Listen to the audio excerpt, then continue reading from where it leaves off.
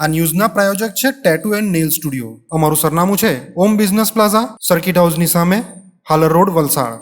અને પ્રીત estate agency.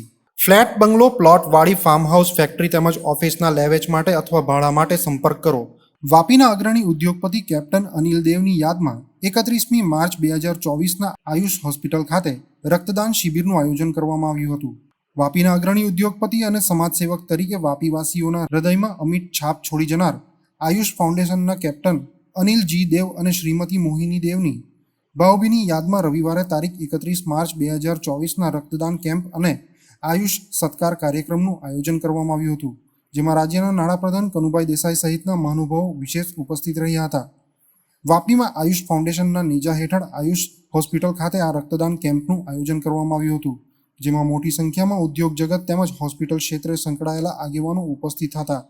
કાર્યક્રમનું ઉદ્ઘાટન નાણાપ્રધાન કનુભાઈ દેસાઈ, ગુજરાત પવિત્ર યાત્રાધામ બોર્ડના સેક્રેટરી આર રાવલ અને વાપી ડિવિઝનના ડીવાયએસપી બીએન દવેના હસ્તે કરવામાં આવ્યું હતું. તેમજ ઉપસ્થિત તમામ મહાનુભાવોના હસ્તે કેપ્ટન અનિલજી દેવ અને શ્રીમતી મોહિની દેવની સેવાકીય પ્રવૃત્તિને બિરદાવી શ્રદ્ધાસુમન અર્પણ કરવામાં આવ્યા હતા. આ ઉમદા સામાજિક કાર્યમાં સૌને ઉત્સાહ વધારવા તથા પ્રોત્સાહિત કરવા હોસ્પિટલ સાથે સંકળાયેલા દર્દીઓ અને તેમના પરિવારજનોને પણ વિશેષ આમંત્રણ પાઠવવામાં આવ્યું હતું.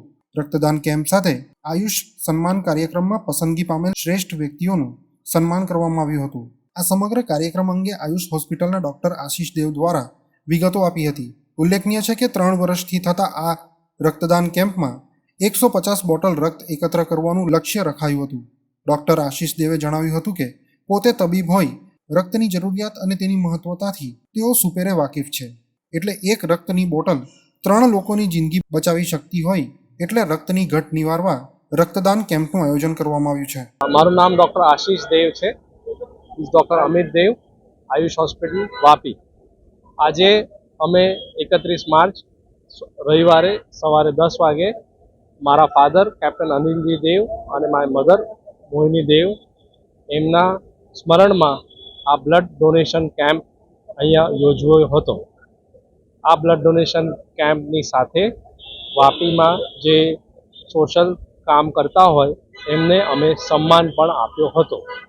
આ પ્રોગ્રામમાં શ્રી કનુભાઈ દેસાઈ, આપણા minister for finance, energy and petrochemicals, Shri Raval saheb જે વાપી વલસાડના એક્સ કલેક્ટર હતા, એ પણ અમદાવાદથી આવ્યા હતા. શ્રી કપિલ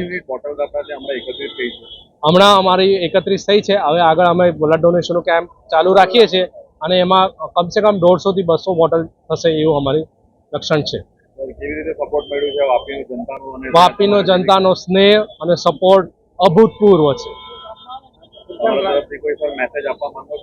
હું વાપીના જનતાને આભાર માનું છું કે જે લોકો આ પ્રોગ્રામમાં અહીંયા આવ્યા, અમને માન આપ્યો અને જે બ્લડ ડોનર્સ અહીંયા બ્લડ ડોનેશન કેમ્પ જે ચાલી રહ્યું છે એમાં એક્ટિવલી પાર્ટ લે છે, એમને હું ખૂબ ખૂબ આભાર કરું છું.